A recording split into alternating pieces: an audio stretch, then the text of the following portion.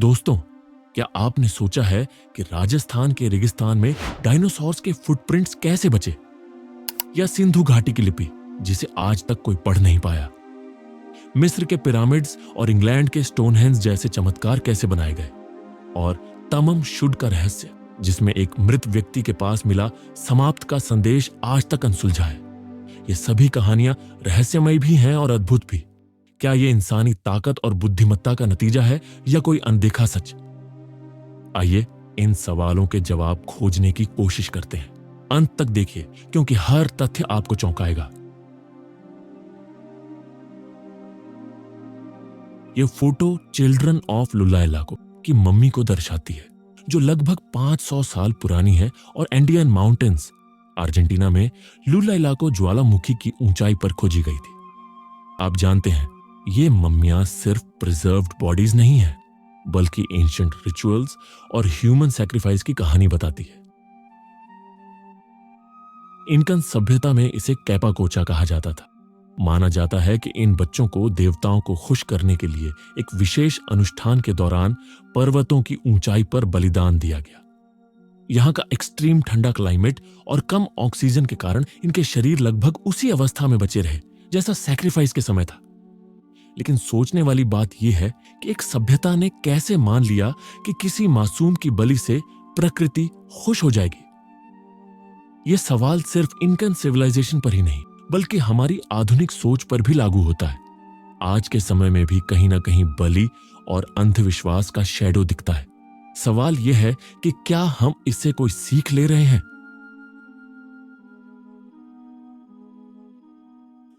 क्या आपने कभी वॉयनिच मैन्युस्क्रिप्ट के बारे में सुना है?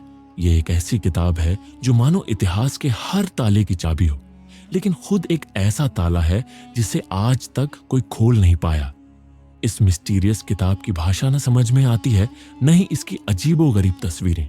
ऐसा लगता है जैसे ये किताब किसी पैरेलल दुनिया से आई हो, जो हमें इशारा तो करती है लेकिन कोई ठोस जवाब नहीं देती। वॉयनिच मैन्युस्क्रिप्ट की सबसे हैरान कर देने वाली बात यह है कि इसकी भाषा आज तक दुनिया की किसी भी नोन भाषा से मेल नहीं खाती। और जो स्केचेस इस किताब में है, वो स्ट्रेंज प्लांट्स, अजीब एस्ट्रोनॉमिकल चार्ट्स और एनिग्मेटिक फिगर्स हमारी इमेजिनेशन को चुनौती देते हैं। कई वैज्ञानिकों और क्रिप्टोग्राफर्स ने इसे डिकोड करने की कोशिश की, लेकिन हर बार यह किताब और मिस्टीरियस बन गई। क्या यह एक फॉरगॉटन सिविलाइजेशन की नॉलेज है या किसी जीनियस का एलैबोरेट प्रैंक?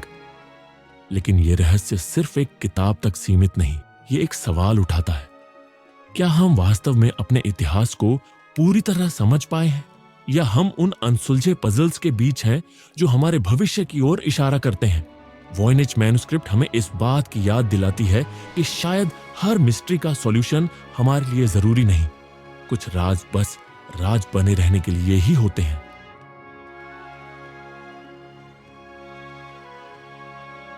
क्या आपने कभी सोचा है कि इंग्लैंड के स्टोनहेंज जैसे विशाल पत्थरों को किसने बनाया होगा और क्यों?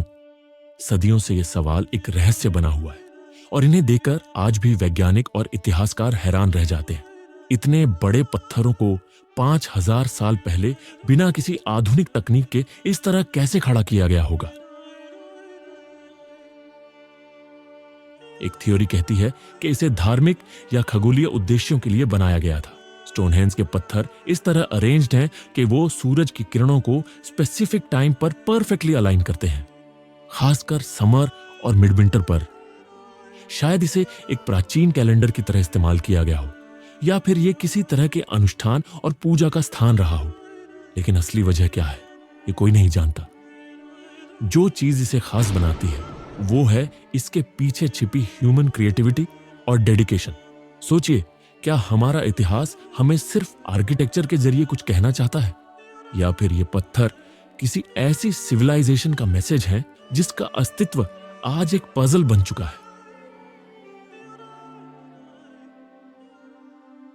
तमम शुद की कहानी शायद दुनिया की सबसे रहस्यमयी घटनाओं में से एक है।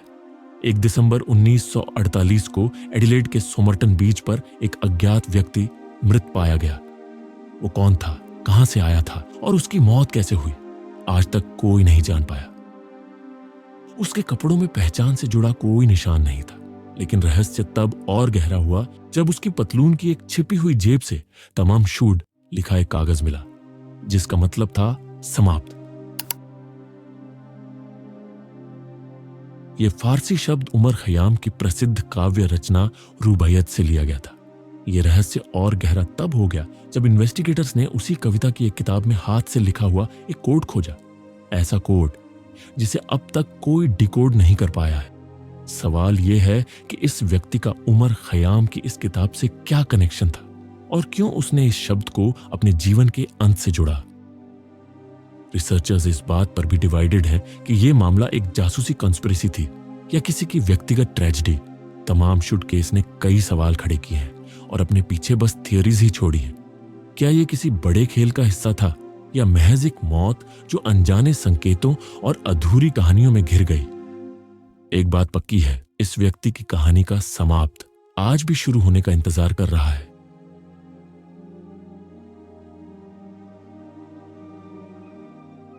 क्या आप जानते हैं कि भारतीय और दुनिया की कई प्राचीन सभ्यताओं ने ऐसी लिपियां बनाई थीं जिन्हें आज तक कोई पढ़ नहीं पाया? उदाहरण के लिए सिंधु घाटी सभ्यता की लिपि।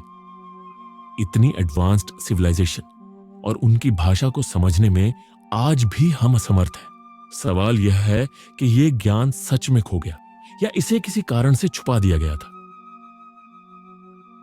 पहली थियरी कहती है कि समय के साथ इन लिपियों को पढ़ने और सिखाने की परंपरा टूट गई। जब सिविलाइजेशंस पतन होता है तो उनके साथ उनका ज्ञान और भाषा भी खो जाता है। लेकिन दूसरी थियरी यह कहती है कि शायद इन लिपियों में ऐसी सूचनाएं छिपी हैं जिन्हें जानबूझकर संरक्षित किया गया या यह मान लिया गया कि वे सामान्य समझ से परे हैं।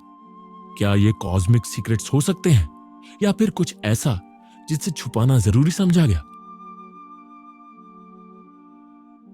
लेकिन सबसे बड़ा सवाल यह है कि इस खोए हुए ज्ञान का हमारे वर्तमान से क्या कनेक्शन है?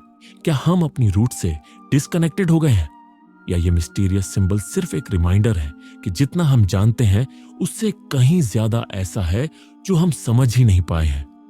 शायद ये लिपियां हमसे यही कह रही हैं, देखो, समझने की यात्रा अभी बाकी है।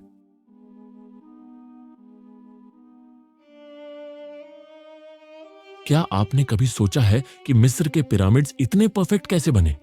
वो भी उस समय जब ना कोई मॉडर्न मशीनरी थी, ना कोई एडवांस्ड टूल्स। हर पत्थर का वजन कई टन और फिर भी वो इतनी सिमेट्री में रखे गए हैं कि आज भी वैज्ञानिक हैरान हैं। आखिर ये मुमकिन कैसे हुआ? पहली थियरी कहती है कि मिस्र वासियों ने लॉग रोलर्स और पुली सिस्टम्स का इस्तेमाल किया हो। नाइल रिवर का सहारा लेकर पत्थरों को साइड तक लाया गया और गीली मिट्टी या रेत के स्लोप्स पर खींचा गया। लेकिन सिर्फ तकनीक ही जवाब नहीं है। इस पूरी प्रक्रिया के लिए हजारों मजदूरों ने दशकों तक मेहनत की। हर पत्थर को मिलीमीटर लेवल प्रिसीजन के साथ रखा गया ताकि पिरामिड्स इतने सालों तक खड़े रहें। लेकिन असल सवाल यह है कि यह सब क्यों और किसके लिए किया गया? पिरामिड्स सिर्फ राजाओं के मकबरे नहीं थे, बल्कि मिस्र वासियों की स्पिरिचुअल बिलीफ का हिस्सा थे। उनके लिए यह स्ट्रक्चर जीवन और मृत्यु के बीच का एक पुल था। इसलिए यह सिर्फ इंसानी शक्ति का नहीं, बल्कि उनकी इच्छा शक्ति और विश्वास का भी प्रमाण है। असली इंजीनियरिंग तो उनके दिमाग में थी।